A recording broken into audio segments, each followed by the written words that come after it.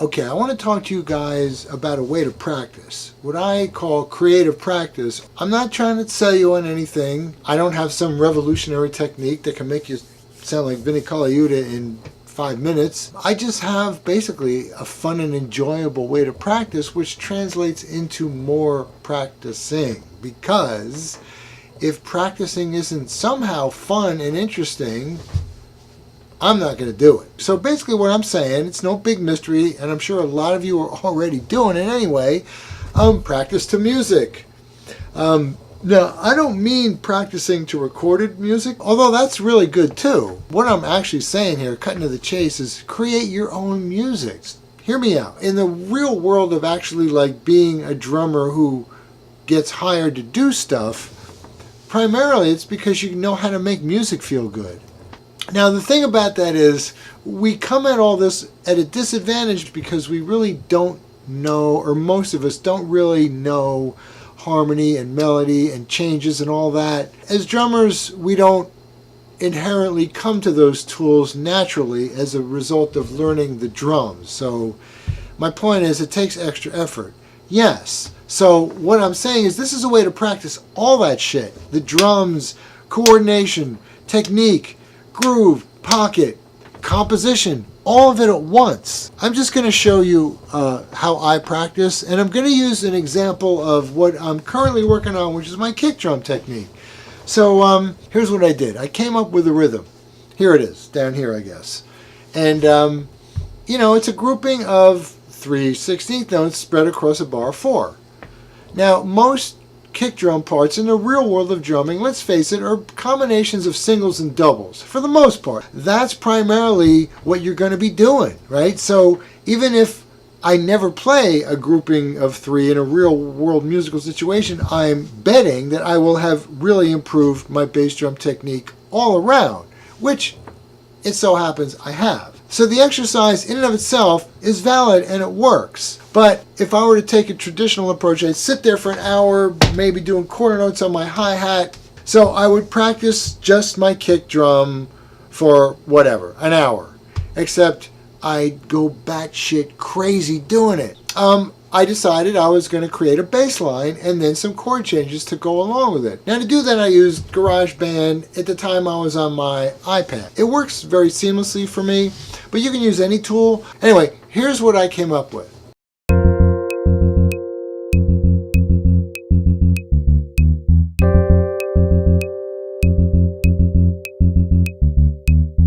Alright, so now I have this, what amounts to a 2-bar loop to play along with. My next step was to create a drum kit orchestration to go along with this bass drum part.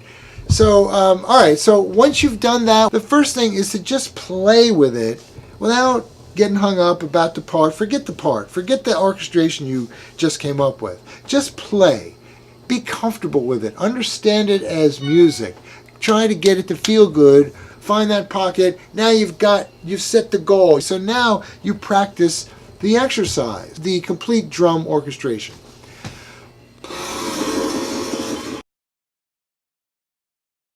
Alright, so you play that.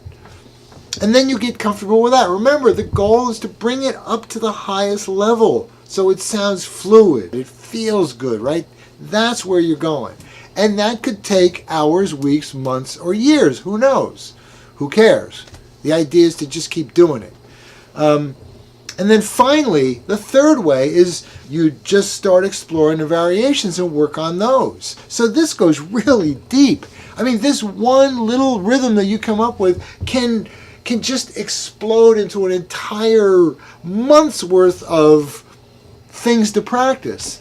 And here's the best part for me, and really the point of this whole video really is it's creative. You create the exercise to begin with. You create some music to go along with it. And then you create the final drum orchestration. It's all you, babe. You know? You're not trying to win a Grammy. You're just trying to come up with a simple musical exercise that you can practice to. Alright, so what you're about to see is me basically demonstrating what I've been talking about. So, it's a 2-bar loop. So for the purposes of trying to keep this video short, I go around the loop twice. So a 2-bar loop twice, 3 times. Let me just explain a couple things about that. First of all, I don't ever want anybody to hear me practice, because when I'm practicing, I suck, as I should, because real practicing means that you're doing stuff you can't yet do. The idea, if you're going to improve, if you're going to progress, then you have to practice things that push you beyond your current capabilities. That's how you get better. So, I mean, like, here I am making a YouTube video of me practicing, which is crazy. But the thing is, I have been practicing this somewhat, and I'm really about 80% there, so I'm okay with that. But this is not performance ready. I would never do this type of thing that you're about to see on a gig yet, because it's just not there. And then the other thing is, in a real practice session, I'd be doing this a lot more than just twice around the loop. So obviously, when you do this, the goal, for me at least, is for it to feel comfortable. And the practicing it at 5 different tempos, actually no, 6 different tempos. I went from 70 beats per minute up to 120. Now, yeah, 120 was actually too fast. I really am not ready for 120.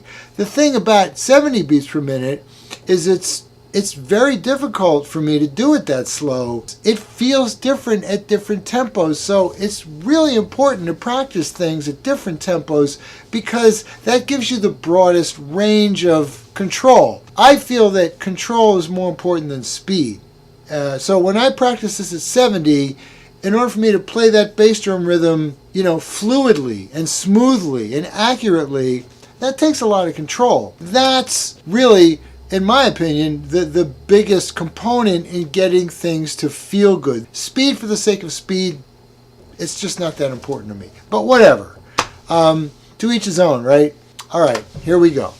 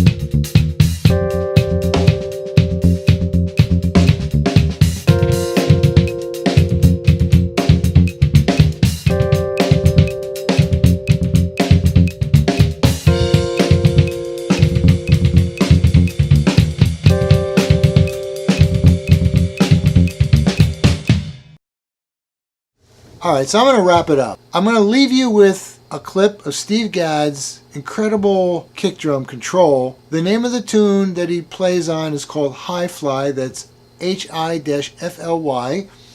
I believe it was recorded in 1978. Do a search for it on YouTube. It's on YouTube. Check it out. I hope you guys enjoyed this video. I'll see you next time.